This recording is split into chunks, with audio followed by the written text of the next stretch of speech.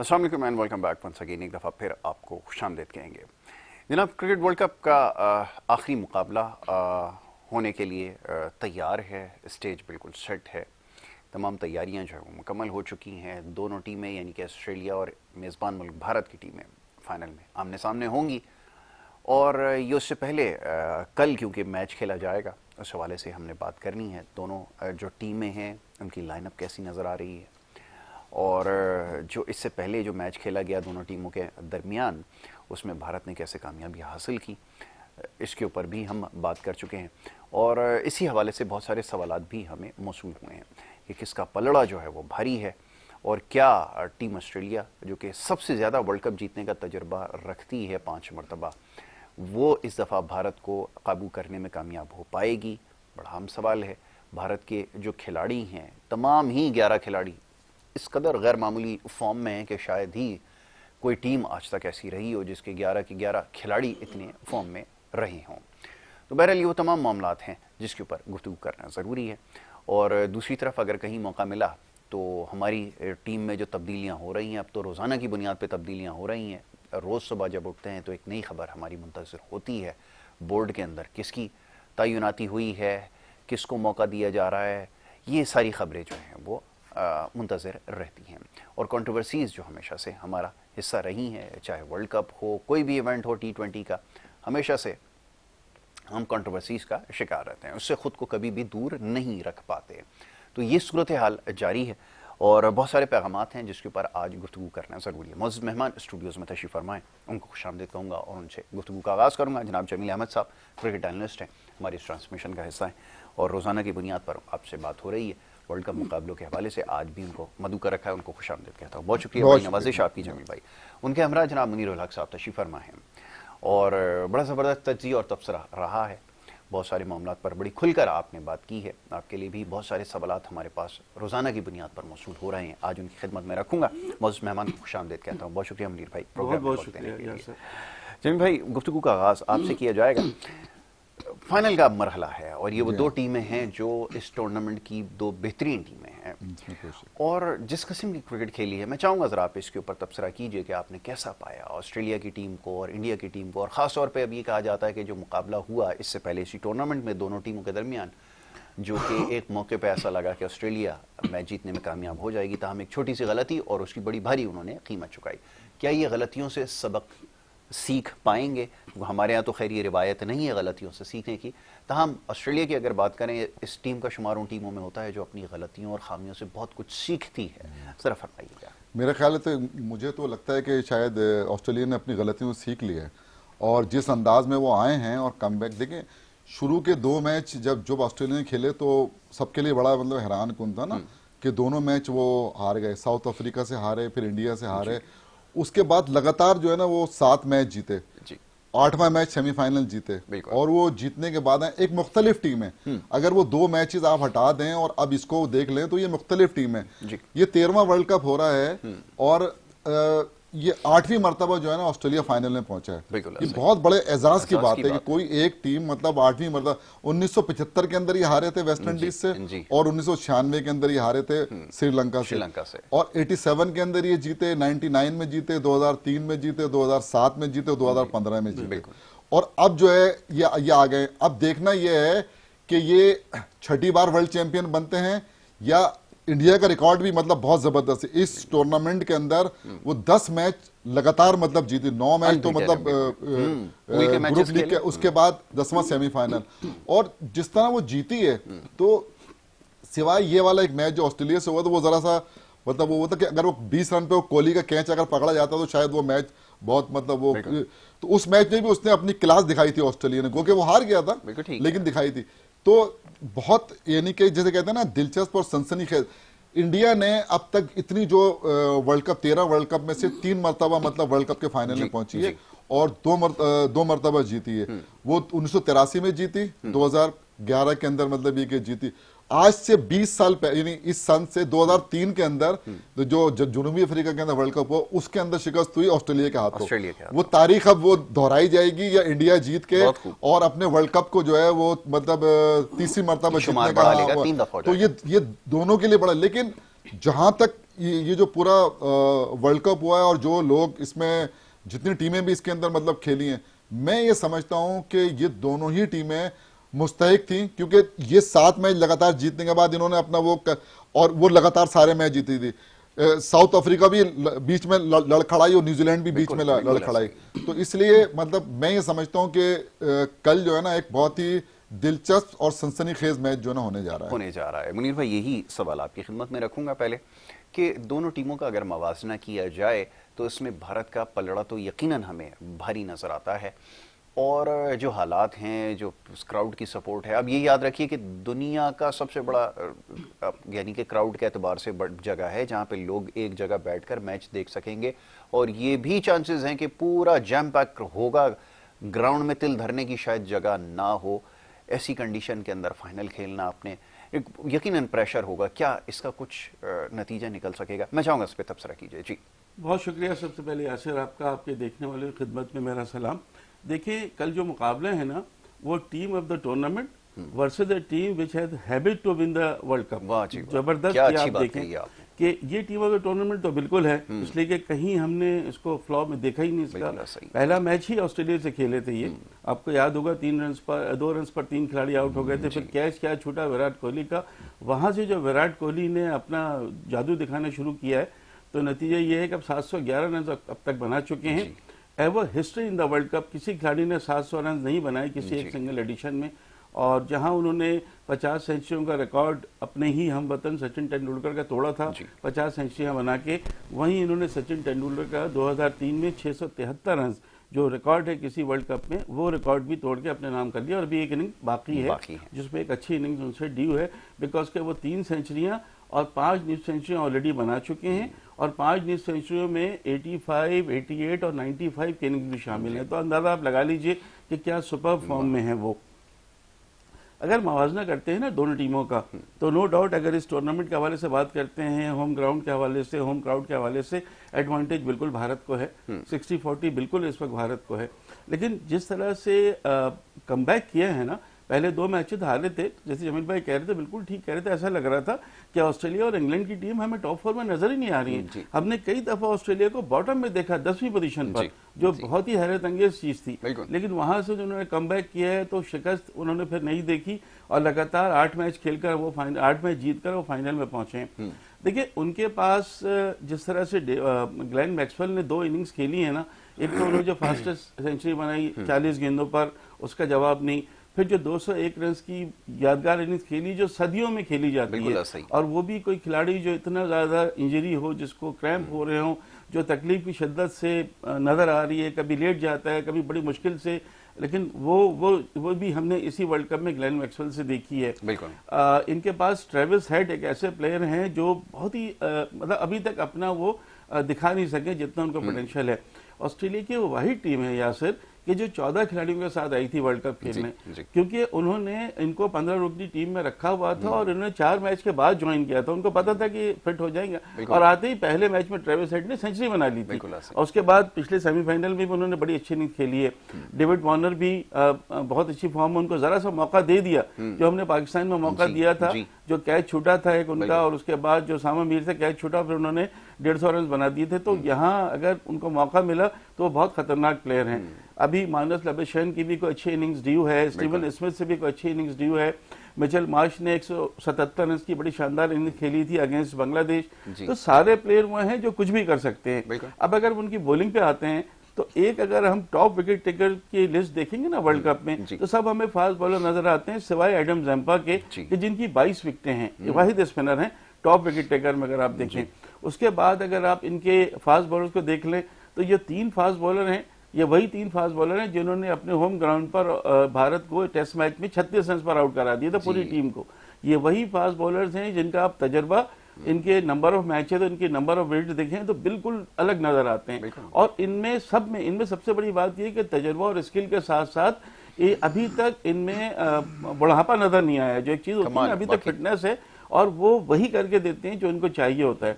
तो अगर हम ऑस्ट्रेलिया की बात करते हैं तो सारी पॉजिटिव चीजें आपको नजर आती हैं। फिर जैसे जमील मैंने बताया 5 वर्ल्ड कप जीते, और 2003 के बाद ये दोनों टीमें फाइनल खेली। वहाँ रिकी पॉन्टिंग बिल्कुल फर्क साबित हुए थे 2003 में।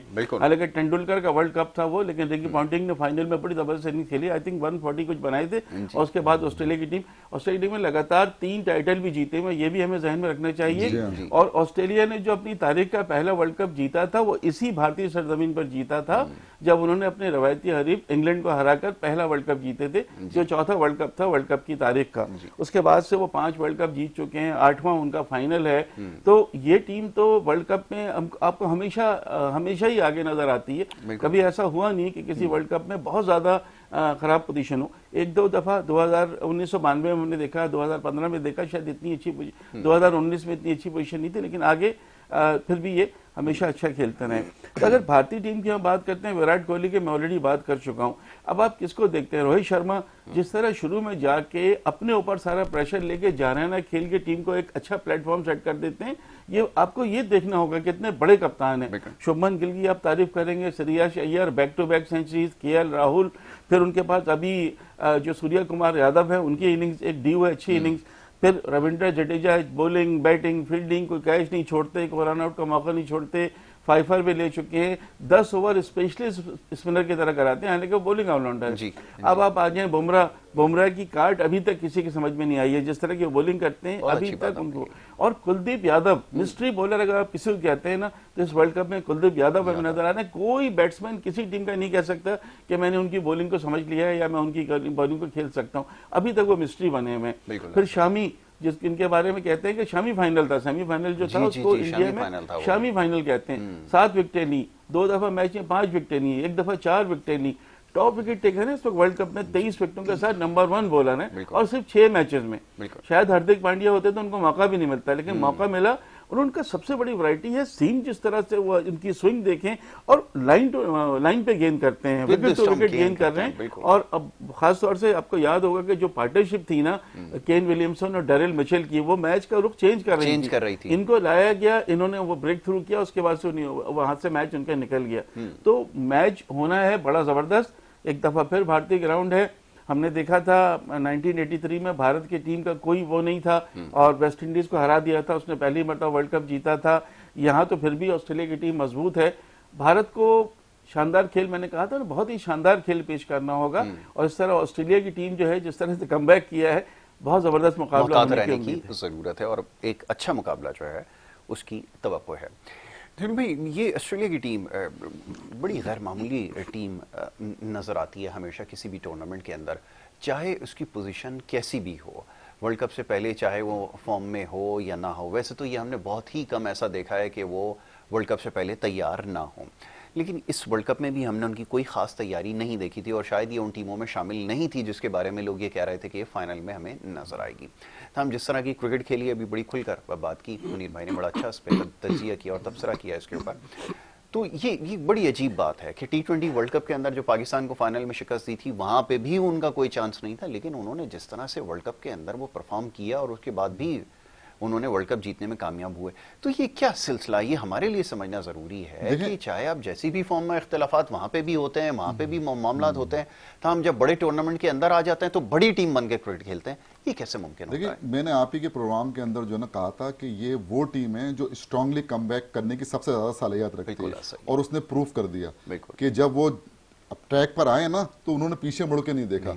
और मैं आपको एक बात बता दूं, नॉकआउट मैचेस के अंदर जितना स्ट्रांगली ऑस्ट्रेलिया आता है ना, मैंने कम टीमों को देखा है। वजह उसकी क्या है? वजह उसकी ये देख ले, 5 मरतबे वो चैंपियन है। एक जो देखे, जो लीग मैचेस का प्रेशर अपना होता है, अलग होता है। ये नॉकआउट जो मैच होता है ना, इसका प्रेशर जो है ना अपना होता है। ठीक है, अभी आप जो कह रहे थे ना कि सबसे ज्यादा तमाशाइयों वाला ग्राउंड है, तो वो प्रेशर इंडिया के ऊपर होगा। साउथ अफ्रीकन जो है ना, ये उनके पास भी तो, लेकिन वो प्रेशर लेना जानते हैं। बिल्कुल सही है। जिस तरह की फॉर्म इस वक्त जो है ना ऑस्ट्रेलियन बैट्समैनों की है, तो अगर उस फॉर्म को हम देखते हैं, देखिए इनके जो बॉलर है ना, इंडिया 5 बॉलरों से खेल रहा जी। है। छठा बॉल हार्दिक पांड्या होता तो वो छठे बॉलर ठीक होते, है। सूर्य कुमार यादव की जगह वो नहीं है, तो अब वो 5 बॉलरों से खेलना पड़ा। अगर किसी बॉलर की, यदि कोई बॉलर इनका नहीं पिटा अब तक, जी। कि अगर सबसे ज्यादा रन तो सिराज ही दे रहे हैं ना, बिल्कुल। उसके बावजूद भी इतना ज्यादा नहीं होता, वो मैनेज कर लेते हैं। लेकिन अगर कोई बॉलर पिटा तो छठा बॉलर नहीं है इनके पास करने के लिए। इनके पास तो है ना, ट्रेविस हेड है, इसलिए कि अभी जो मैच था उसके अंदर एक पार्टनरशिप लग गई थी क्लासन की और जो है ना क्या कहते हैं मिलर की, तो उसने आके ना उसको 2 चौके पड़े 2 गेंदों पे, उसने तीसरी गेंद से बोल्ड करके ना वो पार्टनरशिप तोड़ दी। अगली गेंद पे जैनसन को आउट करके उसने, मतलब ये कि वरना वो उस तरफ जा रहे थे 250 की तरफ, 275 की तरफ जा रहे थे। तो इस तरह का मतलब ये कि उनके पास जो ट्रेविस हेड के आने से उनकी जो बैटिंग देखे, उनको पता था कि जिस पिच पे वो मैच खेल लेते सेमीफाइनल, वो मुश्किल पिच है, उन्होंने अटैक कर दिया आके 6 ओवर में 60 रन कर दिए। तो ये उनका गेम प्लान का मतलब, ये इनके 1 से लेके और 6-7 नंबर तक खतरनाक प्लेयर हैं। मैक्सवेल को ले लें आप, जो है ना जोश इंग्लिश को ले लें, जिसको भी ले लें ना, मतलब आप देखें ना वो तो क्या कहते हैं इतनी 7 नंबर तक, और भी कप्तान भी उनके मतलब ये कि अच्छी बैटिंग करते हैं। जो पार्टनरशिप उसके साथ की थी आपको याद होगा मैक्सवेल के साथ, तो इनकी टीम जो है ना इस वक्त जेल हुई है और फॉर्म में, और इंडिया की टीम भी उतनी ही फॉर्म में। तो जो आदमी अपने आसाब पे काबू रख सका, जो टीमें अपने आसाब पे, देखिए ये है नर्व आसाब का खेल है। अगर जो भी टीम, क्योंकि इसके अंदर प्रेशर गेम तो ये है, जाहिर सी बात है फाइनल है, और फाइनल जो है ना 4 साल के बाद होता है, तो और इतनी मेहनत करके आई है ना। अब क्योंकि लोग तो यही बोलेंगे कि यार इंडिया जो अनबीटन है डिजर्व करता है, लेकिन ऑस्ट्रेलिया जो है ना वो गिव अप करने वाली टीम नहीं है। वो एक एक गेंद पे लड़ेंगे। आपको अंदाजा होगा कि जो ना, मैं इस फाइनल को मैं समझता हूं, मैंने शायद 75 से सारे मतलब वर्ल्ड कप देखे हैं, और मैंने जो ना, तो एक फाइनल जो 2019 का हुआ था वो बहुत जबरदस्त फाइनल हुआ था, समझे ना। 83 वाला फाइनल तो वेस्ट इंडीज जो है ना जीता हुआ फाइनल जो है ना वो हार गया था। और ये जो फाइनल है, क्योंकि दोनों की बैटिंग में डेप्थ है, इस चीज को अगर आप देखते हैं, बॉलिंग भी दोनों की बहुत बैलेंस है, तो कोई शोभा देखें। ऑस्ट्रेलिया ने जो मैच इसको हराया है ना साउथ अफ्रीका को, अपनी फील्डिंग से हराया है। फील्डिंग से मैचेस उन्होंने रन वो किया, उन्होंने 5 कैचेस छोड़े और मौका दिया। ये 24 रन चाहिए थे जब पैट कमिंस का कैच छूटा ना, तो अब वो बहुत रन थे 24 उस पिच के ऊपर, 24 रन बहुत थे। लेकिन ये कि आप देखें ना वो निकल कर जब उस बहरान से आ गए ना, तो अब जो मैच होने जा रहा है कल का मैच जो है ना, आपको मतलब ये सबको इसका इंतजार है। लेकिन एक मैं बात जरूर कहता हूं कि हम तमाम लोगों को कल बहुत अच्छी क्रिकेट देखने को मिलेगी। और ये है बॉटम लाइन कि जो क्रिकेट है वो अच्छी हो, और यही जो क्रिकेट को फॉलो करते हैं, याद रखिए, वो अच्छी क्रिकेट देखना चाहते हैं, वो चाहे कोई भी मुल्क खेल रहा है, और वो उसको सराहते भी हैं। इसी बात के साथ जो है वो एक ब्रेक की तरफ जा रहा हूं, और ब्रेक से जब वापस आऊंगा तो मजीद कुछ मामलात हैं जिसके ऊपर हम गुफ्तगू करेंगे। आप देखते रहिए प्रोग्राम हमारा।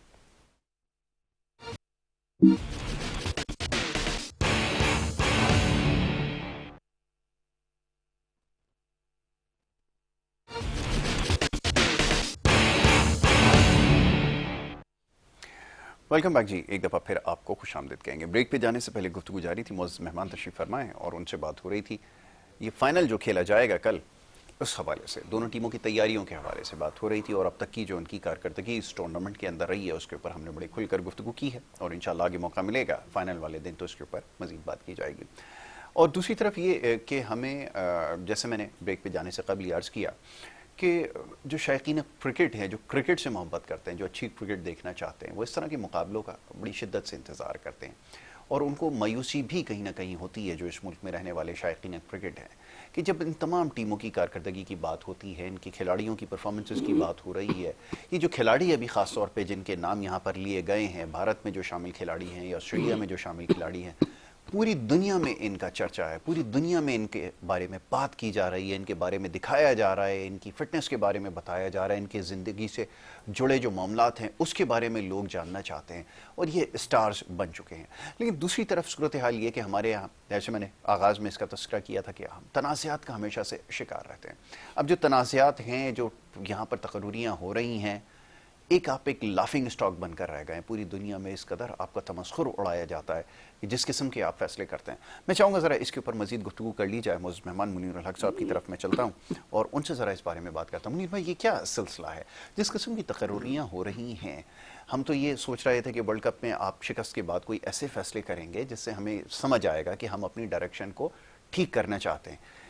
लेकिन नाम लिए बगैर जिस तरह की तकरीरियाँ हुई हैं, ज़रा फरमाइए तो सही, ये हो क्या रहा है, ये कैसे क्रिकेट को आप ठीक करना चाहते हैं? जी देखिए यासिर, सबसे पहले तो हमें देखना होगा जो पीसीबी मैनेजमेंट कमेटी के चेयरमैन इस वक्त ज़का अशरफ साहब, वो इतना पैनिक बटन क्यों दबा हुआ है? वो कोई बच्चे तो हैं नहीं, इतने तजर्बेकार हैं, दूसरी दफा बने हैं, तो उनको सोचना चाहिए ना कि किसी के कहने में नहीं आए, बल्कि खुद सारी चीजों का असेस करें। जल्दी क्या है? उन्होंने जल्दी जल्दी में सबसे मुलाकात की और वो चले गए इंडिया। वहां फाइनल के बाद वापस आएंगे, अभी तो है ही नहीं, 4-5 दिन तो वो इंडिया में गुजारेंगे। दुश्मन मुल्क कहने वाले मुल्क में दूसरी दफा वो चले गए। खैर, ये उनकी एक पर्सनल राय थी। लेकिन अब आप देखें कि टीम वही है और यहाँ पर आपका एक बड़ा न्यूज चैनल, जो बहुत बड़ा न्यूज चैनल है, उसमें बाबर आजम की मुलाकात से एक दिन पहले ही रात 12 बजे न्यूज हेडलाइन चलती है, पहली हेडलाइन, पहली, कि बाबर आजम को कप्तानी से फारिग कर दिया गया। वो फारिग हो जाएंगे, नहीं हुए तो उनको निकाल दिया जाएगा। ये हेडलाइन चल रही है। बाबर आजम ने मिलना दूसरे दिन है। मतलब आप ये देखें कि मीडिया में इससे पहले आपको याद होगा एक चैट लीक कर दी गई थी बाबर आजम की, जिसका बड़ा वो हुआ था। ये चीजें हो रही हैं। अच्छा, उसके बाद शान मसूद को कप्तान बनाया गया। जरा ये बताते हैं कि शान मसूद पहले मिले थे, बाबर आजम की मुलाकात बाद में हुई है। जो वीडियो दिखाई गई है शान मसूद की, उनसे पहले मीटिंग थी, उनको बता दिया गया था, जबकि अनाउंसमेंट जो है वो बाबर आजम से मुलाकात के बाद की गई है। आप ये देखें, इस तरह की चीजें पहले कभी नहीं हुई। शान मसूद की कप्तानी, और उस पर मैं बाद में आऊंगा, लेकिन जिस तरह इन्होंने क्या किया कि जैसी उधर टीम हारी, पता चल गया हम सेमीफाइनल में नहीं पहुंचेंगे, इन्होंने खिलाड़ियों को, जिन जिन खिलाड़ियों को बुलाया, उनको कोई ना कोई ओहदा दिया जाए। हफीज पहले टेक्निकल कमेटी में थे, उनकी कुछ अनबन हुई किसी खिलाड़ी के सिलेक्शन, वो टेक्निकल कमेटी छोड़ के चले गए थे। बिल्कुल। मिसबाह होलसेल इंचार्ज थे। अब मिसबाह हमें नजर नहीं आ रहे। हफीज आए, हफीज को मौका मिला, उन्होंने फौरन एक्सेप्ट भी कर लिया और अब हेड कोच भी उनको बना दिया गया है कि वही कोचिंग करेंगे, चाहे उनका कोचिंग एक्सपीरियंस है या नहीं है। हफीज कैसे हैं, मैं उनकी अभी बात नहीं करूंगा, मैं इन तकरीरों की बात करूंगा। वहां उमर गुल को बुलाया गया, अभी तक ऐलान नहीं है, वो भी फास्ट बॉलिंग कोच बन रहे हैं। वहां सोहेल तनवीर को बुलाया गया, 3 दिन से खबरें थी कि Sohail Tanveer junior selection committee chairman बनेंगे, आज फैसला हुआ है। मोहम्मद यूसुफ एनसीए में, उनको अंडर 19 क्रिकेट टीम का मैनेजर बना दिया गया है। इंजमाम उल हक इसी वजह से इस्तीफा दे रहे थे, जो उनकी अनबन हुई थी कि आपने शाहिद अनवर को क्यों बनाया, आपने इनको क्यों नहीं बनाया। अब आप चीजें देखें जो हो रही हैं। यूनुस खान की मुलाकात भी हुई, उन मुलाकात में यूनुस खान भी थे, लेकिन जरा बताते हैं कि पैसों के मामले में कुछ ऐसा हुआ है कि उनसे कोई अभी डील हो नहीं सकी। बाकी सब अपनी अपनी जगह मान गए हैं। अब ये जो इतनी तेजी से आपने तब्दीलियां की हैं, आपने वनडे T20 का कप्तान भी अनाउंस कर दिया, आपने उसका कप्तान भी अनाउंस कर दिया, आपने ये कहा कि नहीं जी हमने ऑफर की थी कि आप रेड बॉल कैप्टन रहें। मुझे समझ में नहीं आ रहा इतना हैपोजिट वे में क्यों चीजें हो रही हैं। वो गोरे कोच के, खास तौर से मिकी आर्थर की, जिनको हाथ जोड़ के लाए थे कि यार हमारी टीम की कोचिंग करें। आपको याद होगा पहले स्टेंट में मिकी आर्थर ने मना कर दिया था, वो डार्बी शायद नहीं छोड़ना चाह रहे, वो बात खत्म हो गई थी। उसके बाद फिर ढूंढते रहे, दोबारा मिकी आर्थर से राब्ता हुआ, खबरें आई, मिकी आर्थर ने कहा कि जी मैं डार्बी शायर को पहली प्रेफरेंस दूंगा, पाकिस्तान को दूसरी प्रेफरेंस दूंगा, सिर्फ वहां पर टीम के साथ दूंगा जहां वर्ल्ड कप या बायलैटरल सीरीज में बड़े मौके आएंगे, वरना हमने श्रीलंका सीरीज में नहीं देखा था मिकी आर्थर को। तो उसकी बात मान ली गई। और इस वर्ल्ड कप के बाद यह हाल है कि Mickey Arthur, Brent Bradman, Andrew Patek, इन सबको कह दिया गया जी आप एनसीए में जाएं। मुझे बताएं, लाखों रुपए खर्च करके सिर्फ पाकिस्तानी टीम की कोचिंग करने वालों को अब अपने एनसीए में भेज दिया, इन्हें बिल्कुल फारिग कर दिया। जो इनको करोड़ों रुपए मिलेंगे, वो जो पाकिस्तान क्रिकेट बोर्ड की जेब से जाएंगे, वो उनको बिल्कुल मुफ्त में मिलेंगे, क्योंकि आपने दौरा ऑस्ट्रेलिया के उनको बिल्कुल फारिग कर दिया। दौरा ऑस्ट्रेलिया में उनका कोई काम नहीं होगा। उसके अलावा मुझे बताएं, अभी तो आलिया रशीद साहिबा डायरेक्टर मीडिया है, बहुत अच्छी खातून है, बहुत तजर्बा है उनका, बहुत अरसे उन्होंने स्पोर्ट्स को ही, मैं उनको पिछले 35 साल से जानता हूं, उनका इशू नहीं है। लेकिन जो 2 डायरेक्टर मीडिया थे पहले, एक समील हसन, जो जिनके बारे में हम सब मीडिया वाले कहते हैं कि इनको मीडिया का सबसे अच्छा कंट्रोल करना आता है, और मीडिया को जितने अच्छी, बिकॉज के वो बिल्कुल नीचे से आए हैं, जॉन अखबार में रिपोर्टिंग करते थे, फिर पीसीबी में आए, फिर आईसीसी में चले गए, दोबारा पीसीबी में आए, उनको बिल्कुल साइडलाइन कर दिया गया स्पेशल प्रोजेक्ट का कह के, वो बिल्कुल फारिग में, उनकी तनख्वाह पूरी जा रही है। उसके बाद उन्होंने क्या किया, क्रिक इन्फो के उमर फारूक कल्सन को लाए डायरेक्टर मीडिया बना के, वो श्रीलंका में एक जुए खाने में हमें नजर आ गया। उसके बाद उनको साइडलाइन किया गया, शोकॉज नोटिस जारी किया गया। फिर अचानक से खबर आई कि इफ्तिखार हुसैन नागी को वापस बुलाया जा रहा है इंडिया से 24 घंटे के नोटिस पे, ड्यू टू सम रीजन, और इनको वहां भेज दिया गया। जब ये शोकॉज नोटिस दिया गया था तो इनको सिर्फ इसलिए भेजा गया कि उस वक्त इंडिया का वीजा किसी के पास नहीं था सवाए इनके, बिल्कुल उनको वहां भेज दिया गया। उसके बाद ये भी अभी बिल्कुल फारिग। तो इतने सारे लोगों की हाई पेड सैलरी, चाहे वो गोरे कोचेज हों या आपके डायरेक्टर मीडियाज हों, तो पीसीबी इसका जवाब कौन देगा? जबकि इनका एक्सटेंशन तो जका अशरफ साहब का इसलिए हुआ है कि वो डे टू डे अफेयर्स देखेंगे और इलेक्शन कराएंगे। तो उसके बाद से डे टू डे अफेयर तो नहीं है ये कि आप कप्तान चेंज कर रहे हैं, आप कोच चेंज कर रहे हैं, आप सारे मतलब पैनिक फैला दिया है ना, पैनिक बटन दब दिया है। अभी आपको कुछ समझ में नहीं आ रहा है। देखिए अभी वहाब रियाद आए हैं चीफ सिलेक्टर, और उनको टीम अनाउंस करनी है कि 22 तारीख से कैंप लग रहा है। अभी 27 रुकनी टीम होगी, 25 रुकनी होगी, कौन होगी वो आएगी, फिर उनको जेल होना है, फिर ऑस्ट्रेलिया का एक डिफिकल्ट दौरा है जहां जाना है, शान मसूद को कितनी मुश्किलात होंगी, सीनियर प्लेयर से, ये सारी चीजें देखने की हैं। तो अभी और दूसरी बात ये है कि जिन्होंने तकर्रुर किया उनका म्याद सिर्फ है 2-2.5 महीने, 5 फरवरी की शुरू में तो उनका म्याद खत्म हो जाएगा। आपको पता है पाकिस्तान में सियासी बुनियाद पर तकर्रुरियां होती हैं, जो भी गवर्नमेंट आएगी उसका बंदा आ जाएगा। जिस गवर्नमेंट के मुताल्लिक हम लोग देख रहे हैं जो बातें चल रही हैं, जका अशरफ उसके नुमाइंदे तो है नहीं, तो इसका मतलब अगर वो गवर्नमेंट आती है तो जका अशरफ नहीं रहेंगे, चेयरमैन कोई दूसरा आ जाएगा। हो सकता है कि नजम सेठी दोबारा आ जाएं। एक खबरें ये भी हैं कि बलूचिस्तान से नाम चल रहा है कि बलूचिस्तान से भी किसी को ये सारी वज़ारा हमें बताते हैं।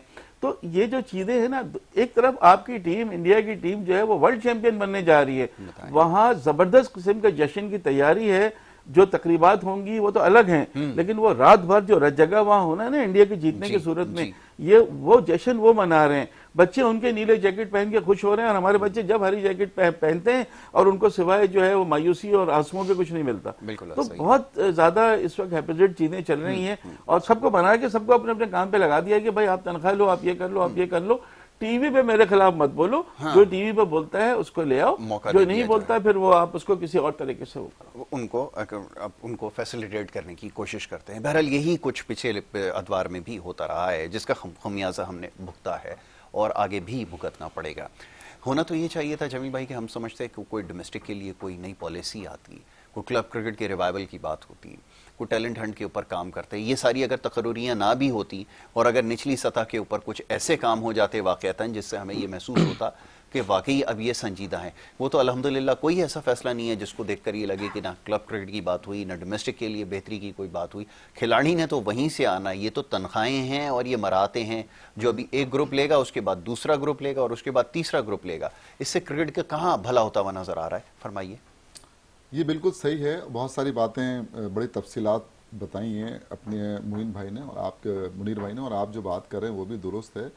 देखिए हमारे यहाँ मैं हमेशा से एक बात कहता हूँ कि ये जो सियासी तौर पर तकर्रुरियाँ होती हैं ना, इससे हमारी क्रिकेट को बहुत नुकसान हुआ है। बात यह है कि आज जितने फैसले हो रहे हैं, ठीक है ना, ये कितने पायदार हैं और कितने अरसे तक चलेंगे। बहुत अच्छी बात यह है कि अब आपने ये सब करने के बाद जब 5 फरवरी 8 फरवरी को जब इलेक्शन हो जाएगा और उसके बाद कौन सी पार्टी आती है, तो जो पार्टी आएगी फिर उसका वजीर आजम जो है ना बनेगा, तो उसका वजीर आजम जब बनेगा तो वो किसको बनाते हैं? चेयरमैन। क्योंकि चेयरमैन बनने का तरीकाकार तो पता ही है ना आपको। 4 रीजन के नुमाइंदे, 4 डिपार्टमेंट के नुमाइंदे, 2 टेक्नोक्रेट जो कि वो नॉमिनेट, उनमें से एक वो बन जाता है। अब वो कौन होगा, ठीक है ना, उसकी क्या पॉलिसीज होंगी। अच्छा, मिसाल के तौर पर एक पार्टी जीत गई पीटीआई, उनकी पॉलिसीज अलग हैं, वो तो 6 सूबाई टीमों की बात करते हैं। अगर ये जीत गए तो ये 2014 का जो कॉन्स्टिट्यूशन चल रहा है उसकी बात करते हैं। तो हमारी क्रिकेट जो है ना उसको मजबूत करने के लिए एक जो है ना मतलब उस पर कायम होना चाहिए कि 3 साल के लिए जो भी बने, अब जैसे इनको बनाया ना, अब ये वो लोग हैं कि जो मॉडर्न क्रिकेट को समझते हैं, मॉडर्न क्रिकेट को खेला हुआ है, मॉडर्न क्रिकेट से अब इनको जो है ना वक्त देना चाहिए। लेकिन हम और आप किस तरह इस चीज को वो करेंगे कि ये जो आने वाला जो 3 महीने या 4 महीने के बाद इनको इससे ज्यादा का वक्त मिलेगा या नहीं? जब वक्त मिलेगा भाई देखे ना, हम तो ऑस्ट्रेलिया में जब भी गए ना वहां पर हम कामयाब तो नहीं हुए ना, कोई सीरीज नहीं जीती हमने आज तक। चले ये भी जा रहे हैं, हमारी ख्वाहिश ये है कि जो भी कुछ हो हम अच्छी क्रिकेट खेलें वहां जाके, और अच्छी क्रिकेट खेलने के लिए हमने जिन लोगों को मतलब ये कि लाए हैं, और जो जाहिर है ये वही लोग हैं जो इनके साथ खेलते रहे। बिल्कुल ठीक है। तो ये अगर आते हैं और हम आहंगी होती है और ये होती है तो फिर इनको लंबे अरसे तक जो है ना मतलब ये बनाना चाहिए। अब ये नहीं होना चाहिए कि उनके आने के बाद फिर ये सारी चीज, एक तो ये देखिए इससे जो है ना ये जो अखराजात जो है ना ये बहुत ज्यादा बढ़ जाते हैं। आपका जो एग्रीमेंट था ना इनके साथ ये था कि 3 महीने की तनख्वाह अगर आप इनको हटाएंगे और 3 महीने की तनख्वाह देनी है, तो उन्होंने इनको एनसीए में भेज दिया कि यहाँ पर आप अपनी जिम्मेदारी है। तो इस तरह के जो फैसले हैं ना कि ये ऑनलाइन कोचिंग हो जाएगी या ये हो जाएगी, उस पर जरा सा नजरसानी करना चाहिए, देखना चाहिए कि अब आपने जो बात की है ना क्लब क्रिकेट या ये, असल देखें 16 रीजन है हमारे, 105 हमारे डिस्ट्रिक्ट हैं, 105 डिस्ट्रिक्ट के अंदर हर डिस्ट्रिक्ट की जिम्मेदारी है कि साल में कम से कम 2 टूर्नामेंट करा के उसकी कारकर्दगी पीसीबी को भेजना है। इसी तरह रीजन को जो है ना 16 रीजन भेजें और ये 105 डिस्ट्रिक्ट भेजें। कितने टूर्नामेंट बनते हैं? 250 टूर्नामेंट। अगर 250 टूर्नामेंट, ये तो कम से कम है ना, इससे ज्यादा ये तो कह रहे हैं कम से कम, इससे ज्यादा भी आप करा सकते हैं, लेकिन ये तमाम रीजन की जिम्मेदारी है, ये डिस्ट्रिक्ट की जिम्मेदारी है, और कि उनको ये जो है ना ये उनके शामिल है, उसके अंदर जो जीत के अंडरटेकिंग दी उसमें शामिल है कि ये चीज आपको करके और भेजनी है। तो अभी मैं तो ये देख रहा हूं कि कराची के अंदर 5 महीने तो हो गए, इलेक्शन को 6वां महीना चल रहा है, कोई एक टूर्नामेंट भी नहीं हुआ, क्लब रजिस्ट्रेशन नहीं हुई अब तक, जो बुनियादी चीज है। जब क्लब रजिस्ट्रेशन होगी तो क्लब स्कूटनी होगी ना, तो जब क्लब स्कूटनी होगी तो जेन्युइन क्लब आएंगे ना, तो जो आप बात कर रहे हैं, तो अभी तो हम 0 पे खड़े हुए हैं ना। जब तक ये नहीं होगा, जब क्लब रजिस्ट्रेशन होगी, उसके बाद क्लब स्कूटनी होगी, क्लब क्रिकेट स्टार्ट होगी, ग्राउंड्स का मसला है, ग्राउंड नहीं है, कहां पर हम मतलब ये कि अगर चले वो तो एक दिन का किराया ग्राउंड का 15,000 रुपए है, कोई क्लब देखिए खेल सकता है? मुमकिन नहीं। ये सारी जिम्मेदारी जो है ना रीजन की आ जाती है, रीजनल क्रिकेट एसोसिएशन कराची की जिम्मेदारी आ जाती है कि ग्राउंड्स के हवाले से बात करें, क्योंकि मेरी जो इल्म में ये आया है कि पीसीबी इस पर काम कर रहा है। पीसीबी ने ये काम शुरू किया हुआ है कि जो तौकीर रिज़ा साहब के टाइम में 90 ग्राउंड बने थे, वो तमाम के तमाम ग्राउंड जो है ना वो वापस लेके और उनको रेनोवेट करके और ये डिस्ट्रिक्ट के और रीजन के हवाले किया जाए, ताकि जो क्रिकेट है ना, उस वक्त क्रिकेट देख कितनी उड़ गई थी, ताकि वो जो है ना क्रिकेट, वरना यहाँ ग्राउंड ही नहीं है ना, कोई एक ग्राउंड का आप बताएं कि जनाब यहाँ कि भाई 15,000 रुपए देके कौन, तो इसलिए क्रिकेट आपकी यूं बैठ गई है। क्रिकेट को उठाने के लिए आपको अपनी जिम्मेदारियां पूरी करना होंगी, और ये ग्राउंड्स का मसला, जब ग्राउंड होंगे, अब सीमेंट के ग्राउंड भी वो नहीं है, सीमेंट के ग्राउंड की भी हालत बहुत बुरी। पहले तो आप भी सीमेंट पे खेले, हम भी खेले, वो कुछ और सूरत हाल थी। अब सीमेंट के, अब जो ग्राउंड है टर्फ के, ये भी नहीं है। तो अब क्रिकेट, अगर क्लब क्रिकेट रजिस्ट्रेशन हो जाए, स्कूटनी हो जाए, ये सारी चीजें, तो खेलेंगे कहां पर? असल चीज जो बुनियादी है ना, ये पीसीबी ने इस पे काम शुरू कर दिया है। रीजन को थोड़ी तेजी दिखाना चाहिए, और ग्राउंड जो है ना वो वापस लेके, और जो क्या कहते हैं बल्दिया उसमें कराची से, उस पे वो करना चाहिए। देखिए, जमील भाई की बात को कंटिन्यू करते हुए कहना चाहता हूँ, केसीसीए के जो जोन है ना, इनमें भी आपस में काफी चपकलिश चल रही है, आई एम सॉरी टू से। और इनमें एक जोन ऐसा है कि जो खिलाड़ियों से पैसे लेके और कोई लीग कराना चाह रहे हैं, और उसमें से चीजें निकल रही हैं, ये चीजें खत्म होनी चाहिए। यहाँ पे भी ग्रुपिंग है, जहाँ ग्रुपिंग होगी वहां पे टैलेंट नहीं आता। देखना चाहिए कि केसीसीओ की क्या वजह है कि ये चीजें हो रही हैं। अगर कोई एक जोन अपनी मोनोपोली कर रहा है, दूसरे जोन पे इंडिपेंडेंट नहीं है, दूसरा जोन प्रेशर में, तो ये चीज देखने की बहुत ज्यादा जरूरत है। और ये है, ये फैक्ट है जो मैं आपसे कह रहा हूँ, आपके प्लेटफॉर्म से केसीसीओ को देखना, एड्रेस करने की जरूरत है। बिल्कुल ठीक है जी, ऐसा मौजू है कि जिसके ऊपर और मजीद गुफ्तगू की जा सकती है, और यकीनन करने की जरूरत भी है। क्रिकेट की बेहतरी के लिए जो इक़दाम करने की जरूरत है, उनमें ये सर फहरिस्त है कि जो ग्रास रूट लेवल की क्रिकेट है, संजीदगी से उसके बारे में सोचा जाए। ये जो महज तकर्रियाँ और तबादले हो रहे हैं, इसका कोई नतीजा निकलने वाला नहीं है। बहरहाल जी, उम्मीद यही रखते हैं कि ये आने वाले वक्त में अगर कोई हुकूमत बनती है तो संजीदगी से इस बारे में सोचे, ये जो नुकसानात अभी तक हुए हैं, इससे अब मज़ीद जो है बचाया जाए, और ताकि क्रिकेट की जो वो बेहतरी हो सके। मैं बहुत शुक्रगुजार हूँ मोअज़्ज़ज़ मेहमान जमील अहमद साहब का, मुनीरुल हक साहब का, कि उन्होंने प्रोग्राम में शिरकत की और बड़े अहम मामलात और मौज़ूआत पे गुफ्तगू की है। अब यहाँ पर वक्त प्रोग्राम का ख़त्म हुआ चाहता है। कल फाइनल का दिन है, और फाइनल के दिन इंशाअल्लाह हाजिर होंगे, और फाइनल के हवाले से कल बात की जाएगी। अपना बहुत ख्याल रखें मोहम्मद यासिर, और हमारी टीम को अब इजाज़त दीजिए। अल्लाह निगहबान।